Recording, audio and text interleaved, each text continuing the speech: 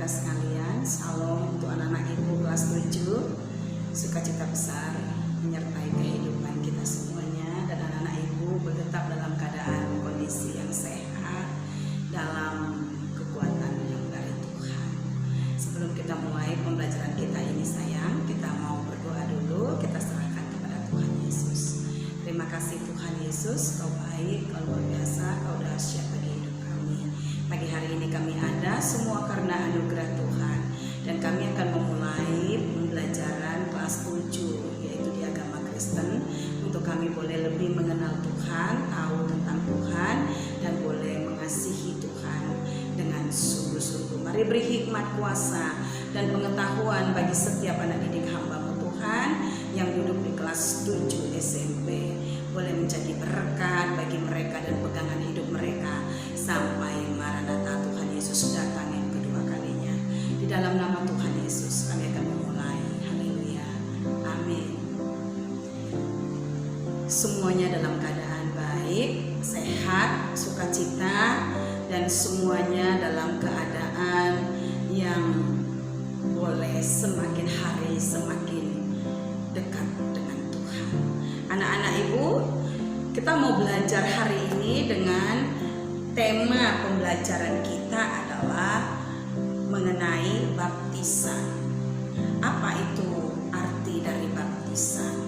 Kita harus belajar dulu tentang arti dari baptisan. Baptisan itu berasal dari bahasa Yunani, yaitu baptizo, yang artinya adalah menenggelamkan, mencelupkan, atau menguburkan. Sekali lagi saya mau sampaikan, baptizo artinya menenggelamkan, mencelupkan, atau menguburkan, supaya anak-anak Ibu tahu arti daripada baptisan. Baptisan ini adalah bukti dari pertobatan. Bukti dari pertobatan. Orang yang mau meninggalkan manusia lamanya dan menyatakan dirinya mau menjadi orang yang sungguh-sungguh mencari Tuhan harus dibaptis dulu. Itu dia akan menunjukkan bukti dari pertobatannya, dan habis dibaptis dia akan menyatakan dirinya atau menjadi saksi Tuhan. Akan kelihatan buahnya dari pertobatannya, tidak hanya di mulut tapi dari karakternya akan nyata karakter Kristus. Kita mau belajar sekarang. Setelah kita mengetahui arti dari baptisan, kita mau tahu dulu tujuannya apa ya, anak-anak Ibu ya, tujuan dari baptisan. Saya ambil ada 3 tujuan dari baptisan. Yang pertama, untuk mengikrarkan bahwa kita adalah milik Kristus. Tanpa kita omongkan ketika kita dibaptis, kita menyatakan diri adalah milik Kristus.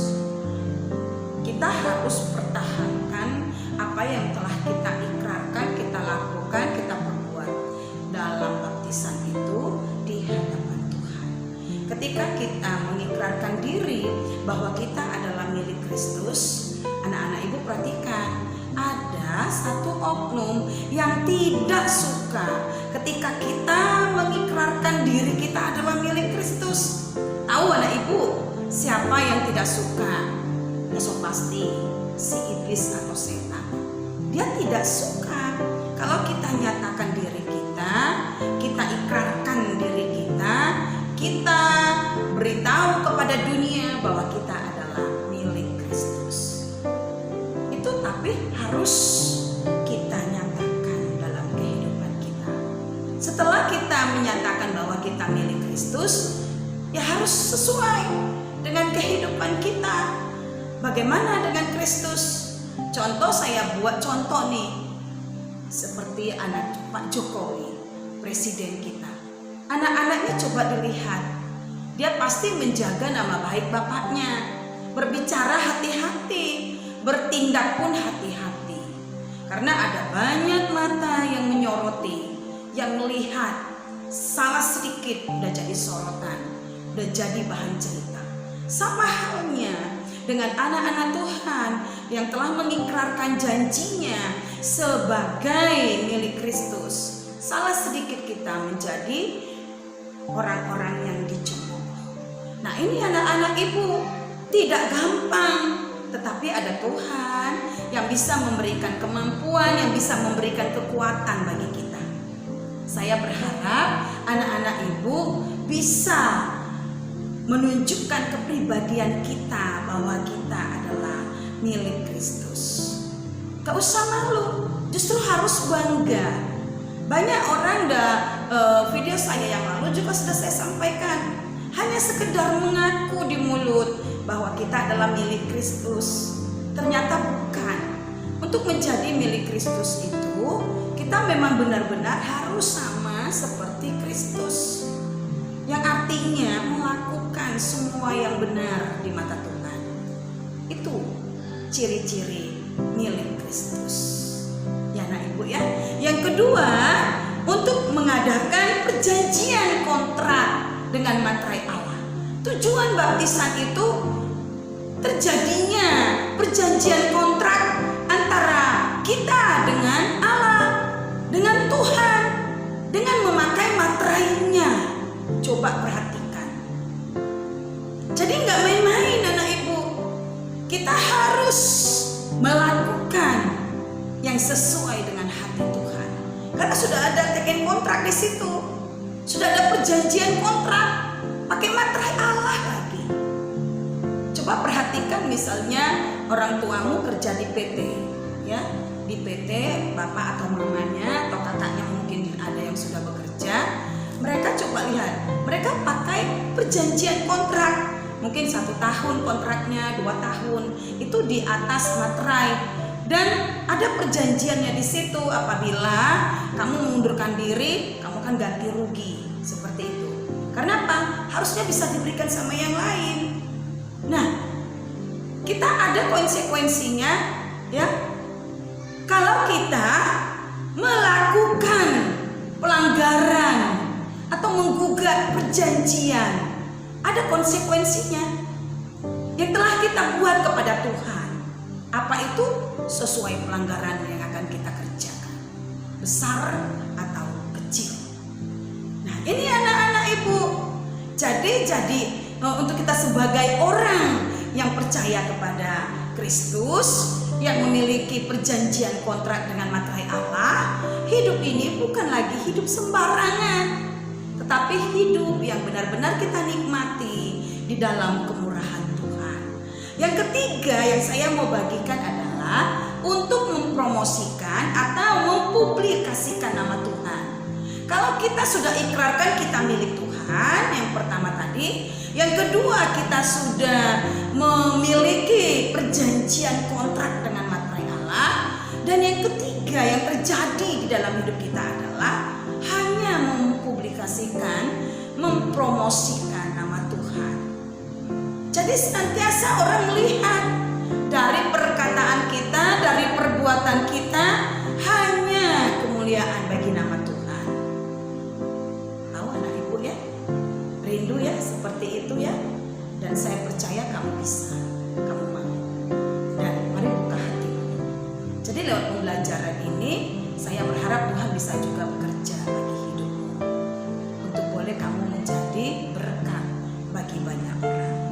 Saya ada membuat beberapa versi ya tentang baptisan menurut Rasul Paulus yang pertama yang akan saya bagikan di dalam kehidupan kita. Nanti kamu bisa baca di dalam Roma 6 ayat 1 sampai 6. Roma 6 ayat 1 sampai 6. Ada beberapa hal yang saya ambil dari ayat itu, pasal 6 ayat 1 sampai 6 itu, yang merupakan juga menjadi penekanan Rasul Paulus tentang baptisan kepada orang-orang percaya, supaya orang-orang percaya mengetahui dan memahami bahwa baptisan itu bukan hanya sekedar untuk mengikrarkan atau untuk membuat suatu perjanjian kontrak atau untuk mempromosikan nama Tuhan, tetapi itu merupakan satu bukti bahwa kita mengasihi Tuhan dengan sungguh-sungguh. Ya, yang pertama yang Ibu ambil anak-anak Ibu dari Roma 6 ayat 1 ayat 6 ini yang disampaikan menurut Rasul Paulus tentang baptisan adalah yang pertama, manusia yang menjadi hidup baru di dalam Kristus. Manusia itu harus mendapatkan hidup baru, menjadi hidup baru di dalam Kristus. Hidup baru ketika kita sudah ditenggelamkan, dikuburkan masa lalu kita, ya, kita bangkit ketika kita dibaptis secara selam, kita dibangkitkan atau keluar dari air itu dan kita mendapatkan hidup yang baru. Jangan lagi seperti yang kemarin yang masih suka bohong, ya, masih suka menipu orang, masih suka membual, masih suka ya pokoknya yang jelek lah, yang tidak disukai oleh Tuhan. Tapi kita menjadi satu pribadi dengan Kristus. Di mulut kita keluar hanya memuliakan Tuhan, puji Tuhan, haleluya. Dan kita boleh menyatakan dalam segala perkataan kita, perkataan-perkataan yang sangat membantu orang lain untuk mengenal Tuhan, yang membuat hati orang bisa untuk lebih dekat kepada Tuhan. Nah, anak-anak Ibu, kita harus belajar bahwa di dalam kehidupan kita ini ada sesuatu yang harus kita pahami, yaitu ketika kita menjadi manusia yang baru, ada pekerjaan yang disampaikan oleh Tuhan, bukan hanya sampai di situ, tapi masih terus berlangsung. Tadi sudah dari awal saya sampaikan, sampai akhir hidup kita. Sampai kapan ya? Sampai kapan Tuhan mau kita hidup, sampai berapa lama? Ini yang harus kita pahami. Nah, Rasul Paulus menyatakan tentang baptisan itu agar manusia itu menjadi hidup, mendapatkan hidup yang baru di dalam Kristus. Jadi Rasul Paulus katakan, hidupku bukannya aku lagi, tetapi Kristus Yesus yang ada di dalam. Ini yang disampaikan. Jadi Kristus yang ada di dalam, bukan lagi Rosemary, tapi Kristus yang ada di dalam. Yang nampak di dalam diri kita adalah Kristus, bukan lagi anak-anak Ibu, bukan, tetapi Kristus yang sudah nampak di dalam diri kita, itu hidup baru. Nah, kita mau belajar, enak ya, ada Tuhan di dalam kita bertahta, ada Tuhan di dalam kita menyertai hidup kita. Nah, anak-anak Ibu, kemudian Rasul Paulus menyatakan tentang baptisan bahwa kita itu dibaptis dalam kematiannya. Yesus mati, dikuburkan. Itu artinya ditenggelamkan atau dikuburkan ketika kita dibaptis. Arti dari baptisan tadi. Kemudian ketika kita keluar dari air, kita bersama-sama bangkit bersama Kristus. Yesus mati, dikuburkan, dan bangkit. Itu kemenangan yang diraih oleh Yesus. Setiap orang yang sudah dibaptis mendapatkan kemenangan, dapat meninggalkan masa lalunya, dapat meninggalkan kehidupannya yang lama, dapat meninggalkan kejahatan yang selalu dikerjakan di dalam kehidupannya sehari-hari. Itu dia. Jadi baptisan itu sangat bermanfaat banget dalam kehidupan orang percaya. Anak-anak Ibu, sampai di sini udah paham? Itu menurut Rasul Paulus. Dan penekanannya bagi kita yang kita dapatkan lagi dari Rasul Paulus adalah kita tidak lagi menghambakan diri kepada dosa. Nggak lagi menghambakan diri. Saya bukan menghakimi. Banyak orang sudah dibaptis, tapi masih tetap menghambakan diri kepada dosa. Terus gimana arti baptisan yang telah saya sampaikan tadi itu menurut firman Tuhan? Bohong firman Tuhan itu. bisa mempertahankan untuk hidup baru setelah dibaptis. Nah, ini anak-anak ibu, kita tidak lagi hidup, tidak lagi diperhamba oleh dosa, tapi hidup kita untuk kemuliaan nama Tuhan. Ini tolong diperhatikan. Ya, ngeri kali kita hidup selalu diperhamba oleh dosa. Tahu hamba dosa? Hambanya iblis. Nah, ini kita mau belajar untuk kita lebih memahami kebenaran firman Tuhan. Rasul Paulus menyampaikan baptisan itu, penekanannya yang paling inti adalah setelah kita dibaptis, jangan lagi mau menjadi hamba dosa. Kalau kita sudah hidup baru, barulah di dalam Kristus. Kemudian dikatakannya di situ adalah tanda pertobatan. Buktikan tanda pertobatanmu setelah dibaptis. Buktikan kita milik Kristus. Buktikan kita sudah memiliki perjanjian kontrak dengan materai Allah. Tanda pertobatan itu kita harus dalam kehidupan kita ini mempromosikan Tuhan, mempermuliakan Tuhan. Bukan hanya sebulan, bukan hanya setahun, tapi seterusnya sampai akhir hidup kita. Ini loh anak-anak ibu.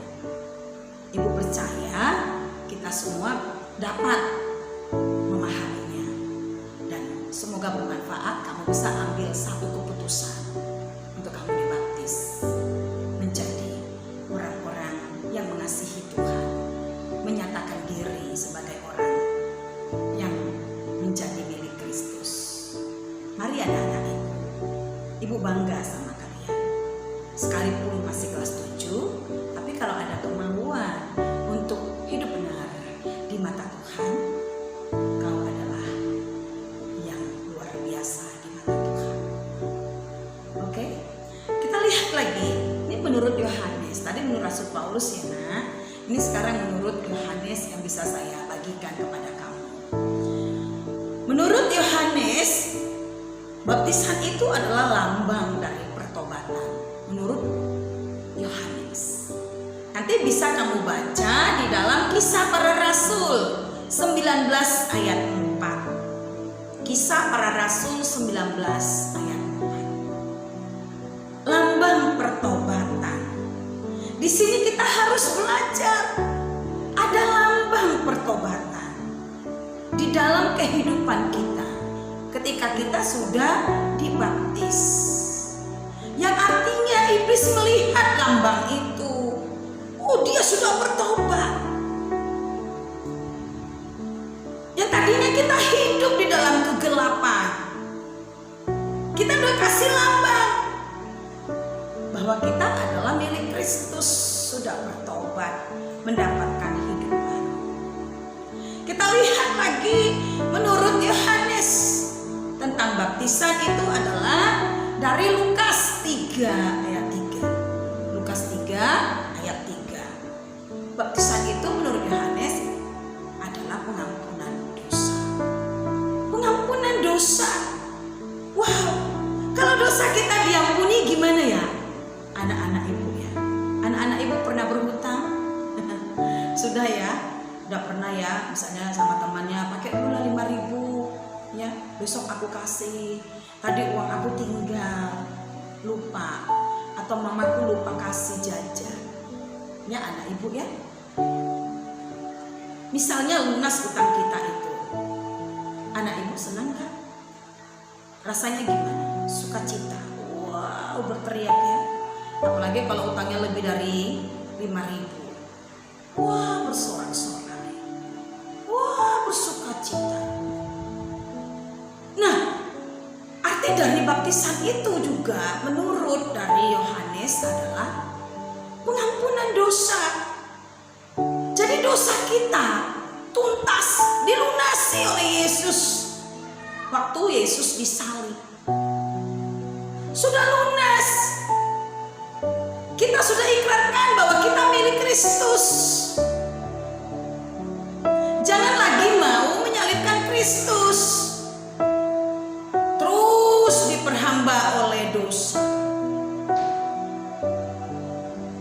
Jadi kita adalah orang-orang yang sudah diampuni Tuhan. Kalau sudah diampuni Tuhan, kok masih loyo? Kok masih belum bergairah hidup dalam Tuhan? Itu satu pertanyaan bagi diri kita, siapapun yang mendengarkan firman Tuhan ini. Ya anak-anak ibu ya, udah diampuni, dikasihi sama Tuhan, masih tetap kita melakukan dosa, masih tetap kita tidak menghargai Tuhan. Coba, gak usah jauh-jauh Dana. Kita misalnya berbuat salah kepada orang lain, seperti pembelajaran yang pertama kemarin. Terus kita diampuni, kita dimaafkan, kita senang Pak. Apalagi Tuhan tidak mengingat lagi segala pelanggaran kita. Tuhan menyatakan dirinya kepada kita, kau orang yang kukasihi, kau orang yang kusayangi. Masa kita jual mahal? Lucu kan? Manusia apa kayak begitu ya? Jual mahal kepada Tuhan yang memberikan hidup kepada kita. Yuk anak-anak ibu, itu yang disampaikan oleh Yohanes tentang baptisan, pengampunan dosa. Bagi setiap siapa saja yang sudah dibaptis, dosamu sudah diampuni.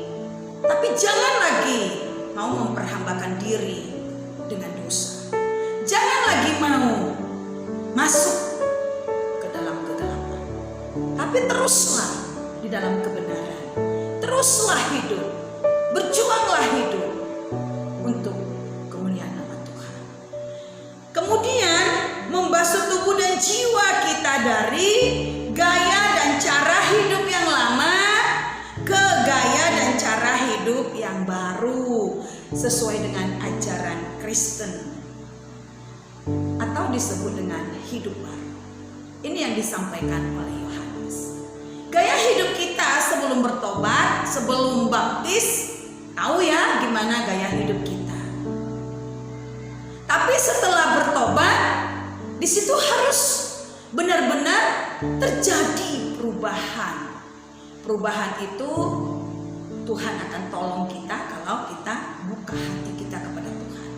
Kita berserah kepada Tuhan. Kita percaya kepada Tuhan.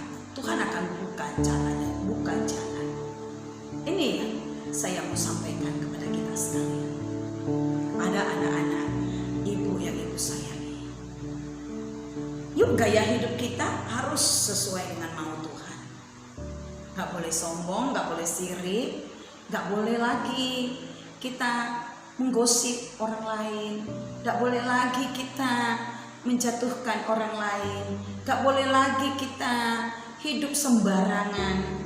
Tapi kita harus peka dengan suara Tuhan. Kita harus mau dengar-dengaran dengan Tuhan. Ibu percaya anak-anak ibu yang ibu sayangi pasti bisa. Pasti Tuhan akan memberikan kemampuan bagi kamu untuk kamu boleh menjalankannya dengan baik. Di situ disampaikan juga oleh Yohanes dibebaskan dari perhambaan dosa. Baptisan itu artinya menurut Yohanes dibebaskan. Tadi udah saya sampaikan menurut Rasul Paulus juga bersama dengan Yohanes. Kita dibebaskan. Kalau tadi saya sampaikan satu contoh, dibebaskan dari hutang. Atau orang yang dipenjara bisa dibebaskan, ya, karena akhirnya bukti-buktinya diketahui bahwa dia tidak bersalah. Gimana menurut anak-anak ibu? Dia sukacita enggak? Dia senang enggak? Atau biasa-biasa aja mukanya? Enggak ya, pasti sukacita. Nah anak-anak ibu, mari belajar. Baptisan itu sangat penting sekali di dalam kehidupan kita. Untuk kita boleh mengikrarkan bahwa kita adalah milik Kristus. Dan kita membuat satu perjanjian kontrak di hadapan Tuhan dengan materai Tuhan. Dan hidup kita senantiasa menjadi orang-orang yang takut akan Tuhan dan mempermuliakan nama Tuhan. Ini yang mau ibu ajarkan kepada kalian supaya kalian tetap mengasihi Tuhan. Nah ini menurut versi dari perintah Tuhan Yesus atau amanat agung. Tuhan Yesus sampaikan dalam Matius 28 ayat 19 sampai 20. Di situ dikatakan pergilah. Kata pergilah di situ nanti kamu bisa baca sendiri ya dari Matius 28 ayat 19 sampai 20. Saya pengen kamu yang baca Alkitabnya ya, supaya kamu bisa belajar buka di mana Matius, dalam perjanjian lama atau perjanjian baru. Saya melihat anak-anak ya, orang tua dimanapun tuh rata-rata tak tahu di mana perjanjian baru, di mana perjanjian lama, di mana itu si Matius, di mana si Markus, di mana si Lukas, si Yohanes, di mana itu Zakaria, nggak tahu. Nah, jadi lewat dari pembelajaran ini kamu juga belajar untuk membuka Alkitab. Jadi lama-kelamaan nanti saya berharap sudah tahu letaknya di mana ya, supaya kita sama-sama belajar untuk kita boleh mempermuliakan nama Tuhan. Di situ disampaikan pergilah. Kata pergi di situ saya boleh sampaikan kepada kamu anak-anak ibu adalah sesuatu hal untuk kita kerjakan. Pergilah ke seluruh bumi, yang artinya bekerja untuk Tuhan. Anak-anak Tuhan atau orang-orang percaya, orang-orang Kristen yang sudah dibaptis harus bekerja untuk Tuhan. Bukan duduk-duduk nunggu sampai Tuhan datang, bukan. Tapi kita harus bekerja. Apa kerjanya ya? Nah, tadi disuruh pergi, yang artinya adalah bekerja atau berusaha. Kemudian bukan hanya pergi disuruh oleh Tuhan, karena ini merupakan perintah atau amanat Tuhan. Disampaikan kabarkanlah Injil Kerajaan Allah. Kabarkanlah Injil Kerajaan Allah. Setiap orang percaya harus pergi memberitakan, mengabarkan tentang siapa Yesus, tentang kerajaan Allah, baik di bumi maupun yang akan datang di sorga. Bahwa masih ada kehidupan selain kehidupan di bumi ini, ada kehidupan selanjutnya, yaitu kehidupan yang kekal. Ini yang harus kita sampaikan, kita kerjakan ke seluruh bumi, ke seluruh dunia. Wow, itu kerja siapa? Kerja pendeta? Enggak loh. Kerja si tua? Tidak. Terus kerja siapa ya nak ya? Kerja semua orang percaya. Kamu boleh baca ya dalam Matius 28 ayat 19 sampai 20. Sehingga kamu bisa paham, Tuhan kasih tugas bagi setiap orang percaya. Anak-anak ibu percaya, kalian adalah anak-anak yang sangat dikasihi Tuhan. Tapi sebaliknya, kita harus mengasihi Tuhan juga. Kemudian di situ yang merupakan amanat agung daripada Tuhan Yesus adalah Dia katakan kita juga nanti harus membaptis orang-orang percaya dalam nama Bapa, Allah, dan Roh Kudus. Coba kita perhatikan, setelah kita dibaptis dan kita menjadi hidup baru sesuai dengan maunya Tuhan, kita nggak hanya lagi berpangku tangan, tapi kita harus bisa lagi memuridkan seperti apa yang kita dapatkan, kita temukan di dalam Tuhan. Setelah kita dibaptis, kita bawa orang-orang, kita sampaikan kepada orang-orang bahwa kerajaan Allah sudah dekat, supaya orang-orang boleh menyatakan dirinya sebagai milik Kristus. Ya anak-anak ibu ya, kita mau bersama-sama bekerja sama. Walaupun kamu masih remaja, kamu bisa melakukannya. Kamu bisa berbuat, biar nama Tuhan saja yang dipermuliakan. Selanjutnya di situ keselamatan menjadi milik semua bangsa. Itu yang disampaikan Tuhan. Makanya seluruh bagi baptis harus bekerja. Tadi yang pertama kata pergi itu harus berusaha. Bagaimana supaya kerajaan Allah diberitakan dan semua orang bersukacita menyambut kerajaan Allah dan masuk dalam kerajaan Allah dan menjadi milik dari kerajaan Allah. Keselamatan tadi itu, keselamatan itu bukan untuk anak-anak ibu saja, bukan untuk ibu. Ini contohnya ibu nih, ibu beritakan sama kamu nih. Nah kamu nanti beritakan lagi sama yang lain. Jadi sifatnya seperti multi level, terus menyambung, gak putus-putus, sehingga seluruh dunia mengetahui bahwa Yesuslah Tuhan, tidak ada yang lain. Oke, nah ibu percaya, ibu sayang sama kalian. Lewat dari sini semakin banyak pemahaman tentang kebenaran firman Tuhan bagi kamu, dan bisa membenahi diri, bisa lebih percaya sama Yesus, lebih sayang sama Tuhan. Ya, ibu sangat berharap sekali lewat dari apa yang kita kerjakan saat ini boleh dinikmati orang banyak. Apa yang sudah anak ibu buat untuk Tuhan dalam situasi COVID begini?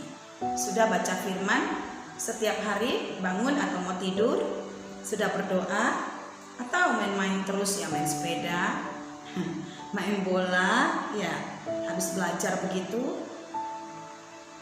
Ya, saya minta kita memperbaiki diri lebih baik. Nah ya, marilah dekatkan diri kepada Tuhan, sehingga tidak ada masalah apapun itu tugas yang diberikan oleh Bapak Ibu gurumu, kau bisa lakukannya dengan nilai yang terbaik, karena Tuhan menolong hidupmu. Sekalipun mungkin orang tuamu tidak dapat membantu kamu dalam belajar karena bekerja, ibu minta supaya kamu itu semakin dewasa, semakin belajar bertanggung jawab. Orang-orang yang sudah dibaptis belajar bertanggung jawab. Usia di Alkitab itu ya, yang bisa atau yang sudah memahami tentang arti baptisan sudah bisa dibaptis. Ya, gereja-gereja banyak melakukannya mulai dari usia 12 tahun ke atas, karena dianggap sudah mampu, sudah bisa untuk memahami mana yang baik, mana yang jahat. Dan anak-anak ibu yakin itu sudah tahu mana yang baik, mana yang jahat. Kemudian di situ moto dari kehidupan kita, saya minta supaya kita mengambil satu sikap dimuridkan untuk memuridkan orang lain. Nah, jadi ini dia kekristenan itu. Nah, jadi tidak putus sampai dibaptis sudah selesai. Ya kaulah, akulah, tidak boleh seperti itu. Ya, kita harus menjadi satu teladan dimanapun kita berada, dimuridkan untuk memuridkan orang lain.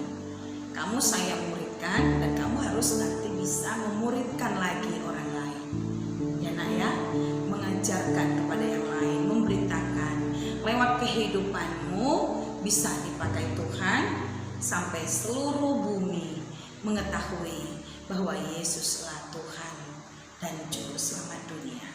Dan menurut Yesus juga ya, dalam perintahnya Matius 28, di dalam Matius 28 ayat 19 sampai 20, baptisan itu artinya adalah pertobatan. Jadi baik menurut Rasul Paulus, baik menurut Yohanes maupun menurut Yesus, pembelajaran kita hari ini, baptisan itu adalah pertobatan. Jadi ini yang harus kita pahami anak ya, kita mengerti dan kita boleh mempraktekkannya di dalam kehidupan kita setiap hari dimanapun kita berada. Kemudian kita bisa menerima baptisan kudus, yaitu lewat pencurahan Roh Kudus dari Tuhan Yesus. Ya, kita melihat bahwa ketika Yesus dibaptis, Roh Kudus turun ke atas kepalanya. Dan apalagi yang terjadi? Ada suara dari langit yang berkata, inilah anak yang kukasihi, kepadanya lah aku berkenan. Jadi Yesus juga dibaptis. Yesus memberikan teladan bagi kita supaya kita benar-benar memahami, mengetahui betapa pentingnya dibaptis itu. Bukan berarti Yesus dibaptis, Yesus bertobat pada waktu dibaptis, tidak, nak.